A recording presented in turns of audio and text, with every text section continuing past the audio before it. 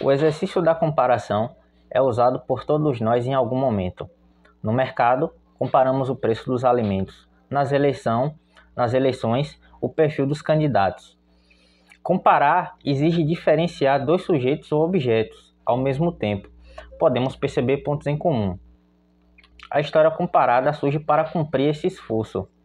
O que não houve entre os historiadores foi um consenso de como proceder nessa abordagem.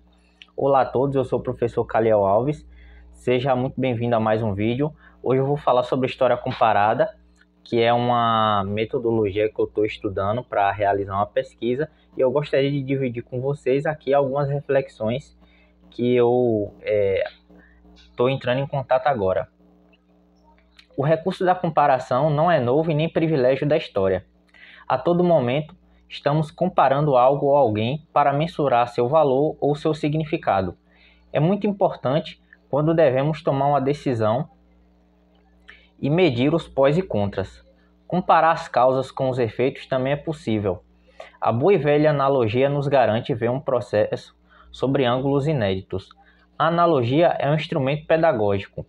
O ato de comparar nos faz aproximar dois contextos distintos, compreender o seu processo de formação e diferenciar causas e efeitos. Uma explicação muito vasta e aprofundada sobre um fenômeno é sempre válida, mas nem sempre eficiente. É preciso aclarar para o leitor ouvinte o que queremos dizer. Daí surgem as comparações. Por exemplo, um professor de economia pode usar a analogia com o ciclo da chuva, né, para explicar a circulação do dinheiro, a transformação do dinheiro em mercadoria, que poderia ser feita uma analogia entre os estados físicos da água com a circulação do dinheiro em sociedade, o dinheiro transformado em mercadoria, em serviço e etc. A comparação pode ser equivalente no sentido de proporção. A história da escravidão usa a abordagem para estabelecer o seu desenvolvimento em diferentes partes do continente americano. A história comparada da formação de estados-nações pode apresentar semelhanças em seu processo, ao mesmo tempo que pode ser evidenciada nuances próprias. Segundo José da Assunção Barros, abro aspas, de um modo ou de outro, o historiador sempre utilizou a comparação como parte de seus recursos para compreender as sociedades no tempo, embora não necessariamente como método sistematizado. Fecho aspas. Para esse historiador, é preciso diferenciar o que é comparativismo histórico do que é história comparada. A primeira é uma abordagem lato sensu, presente em diversos tipos de pesquisas e aplicável a qualquer objeto de análise.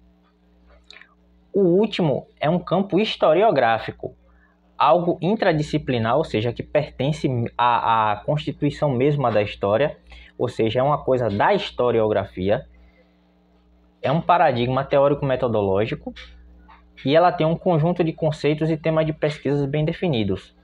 Então, a história comparada pode ser, por exemplo, compreendida como uma história econômica, uma história social, uma história cultural, porque ela tem uma abordagem muito própria.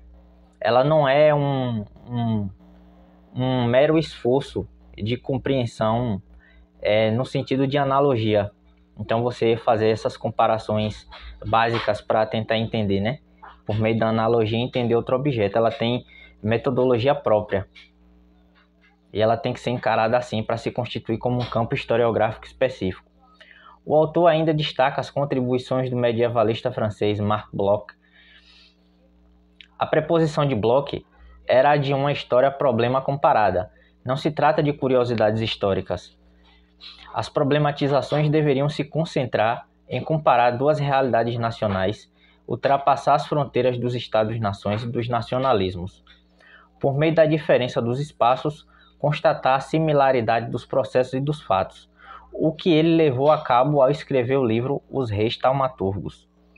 Tá gostando do vídeo até aqui, pessoal? Se inscreva no canal, curta, comente, compartilhe para ajudar na divulgação e fazer com que esse trabalho chegue, a mais pessoas. Para um homem do início do século XX, que presenciou várias guerras e assistiu à ascensão do nacionalismo na Europa, Clio precisava romper as fronteiras territoriais e mentais. O esforço de explicação historiográfico não poderia ser mais limitado pelas linhas invisíveis com efeitos drásticos no nosso mundo, no mundo real. A história precisava se libertar de suas amarras políticas, individualizadoras e temporais. O método comparativo pareceu a melhor saída naquele momento. Seu trabalho, apesar de aclamado, não ficou incólume a críticas.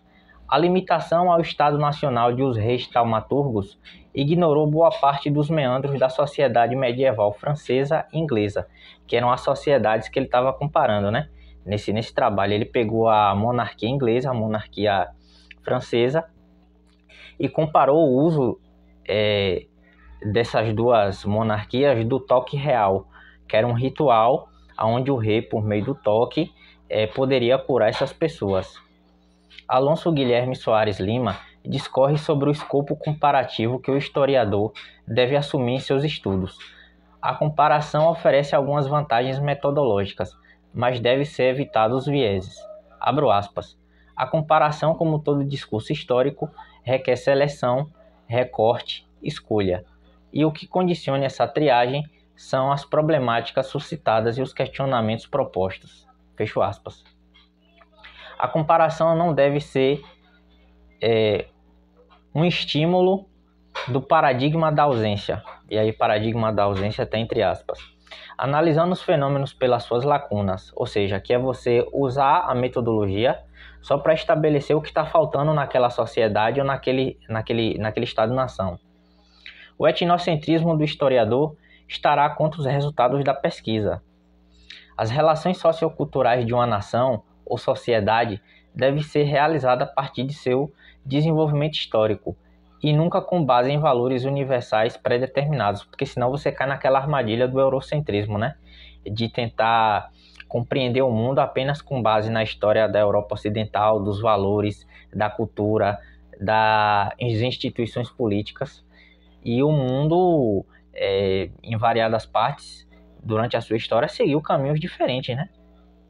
Comparar nunca deve ser um ato de estigmatizar ou hierarquizar, usar o método para justificar possíveis estágios de desenvolvimento histórico, como se fossem etapas a serem seguidas. Se caso o historiador assim proceda, vai prejudicar sua análise. Ao ignorar as condições históricas de uma sociedade, não entendemos suas causas, seus agentes e seus efeitos naquela sociedade. A anacronia e a ucronia podem surgir como resultado disso. A anacronia é quando você tenta entender aspectos socio-históricos e você transporta isso do tempo atual para outros períodos históricos, como a Idade Média ou a Antiguidade. Ou a ucronia, que é quando você pega um conceito muito específico das ciências atuais e tenta transportar isso para definir fenômenos que não correspondem necessariamente ao conceito atual. O historiador Carlos Eduardo da Costa Campos classificou as diversas vertentes da história comparada. A primeira vertente, que ele denomina de programa weberiano, buscou analisar a formação da modernidade. A busca pelo particular e o generalizável são complementares para Max Weber. No entanto, a comparação assimétrica poderia levar a uma idealização e superficialidade, ou seja, comparar épocas e espaços diferentes. O segundo apontado pelo autor é o programa marxista. As pesquisas sobre o Estado e as revoluções burguesas se beneficiaram do método comparativo. As classes sociais e outras formas de organização social ocorrem em variadas sociedades. Entretanto, por exemplo, dois modelos político-econômicos diferentes, como o capitalismo e o socialista, a comparar as classes sociais e suas formas de organização, é muito promissor em destacar as diferenças. Então você tem mesmo as instituições, organizações, estruturas, mas que tem configurações e causas e relações diferentes umas das outras. Abro aspas. No que tange ao materialismo histórico, o historiador e economista polonês Witold Kula nos mostra que todos os trabalhos científicos necessitam da aplicação do método comparativo. para ampliação do conhecimento. Segundo o autor, tal comparação poderia ocorrer de forma direta ou indireta nas pesquisas. Por exemplo, o ato de nomear um novo fenômeno descoberto precisaria da comparação para se verificar se se trata de uma inovação ou se é um fato já conhecido pela comunidade científica. Fecho aspas. O terceiro é o que ele chamou de viés tocquevilliano. Muito influente nos Estados Unidos da América, o método comparativo oriundo de Alex de Tocqueville possibilitou aos estadunidenses uma visão crítica de sua própria historiografia. Um campo de pesquisa que se beneficiou da história comparada foi aquela direcionada à escravidão. A escravidão entre as comunidades católicas e protestantes possuíam dinâmicas um pouco diferentes. Então você tinha o mesmo país e, ao comparar a escravidão em diferentes comunidades com base na religião, você tinha relações diferentes, né, acerca da escravidão. O quarto programa é o antropológico. As relações interdisciplinares entre história e antropologia modificaram a aproximação para com os objetos e sujeitos em análise. Sujeitos e grupos sociais ignorados ganharam espaço nos estudos históricos. A universalidade eurocêntrica foi questionada. A comparação do heterogêneo ganhou força e o respeito aos processos singulares de formação histórica. Como visto até aqui, a história comparada é viável, independe de sua escala de análise. Então não é porque você vai fazer uma história comparada que você necessariamente necessita comparar dois estados-nações. Você pode fazer isso com regiões, você pode fazer isso com biografias de sujeitos. Eu acho que a história comparada, quando fica limitada a fronteiras, ela é muito pouco efetiva, na minha opinião. Limitar apenas ao escopo das fronteiras nacionais, né? Seria interessante também comparar coisas que habitualmente não são comparadas. Por exemplo, sindicatos. Como é que um sindicato no Rio Grande do Sul é comparado com um sindicato no Amazonas? Como é que esses sindicatos se formam? Como é que eles se estruturam? Quais são as relações de poder dentro desse sindicato? As suas estratégias de lutas sociais e política? E isso enriquece bastante. A problematização histórica irá delimitar a aplicação do método. Existe a possibilidade de extrair diferenças, similitudes e até mesmo uma síntese de ambos. Seja em temporalidades síncronas ou diacrônicas, tudo é passível de comparação. Mas as analogias não podem estigmatizar sociedades e hierarquizar condições históricas, caso contrário, o esforço do historiador não terá êxito. Para quem ficou até o final do vídeo, se inscreva, deixe um like, compartilhe, sugira um tema para um vídeo, né, nos comentários. E obrigado por vocês que estão acompanhando até aqui, isso é muito importante. É um projeto que começou de maneira despretensiosa, mas eu espero que ele continue e contribua na vida de vocês. Até o próximo vídeo, pessoal.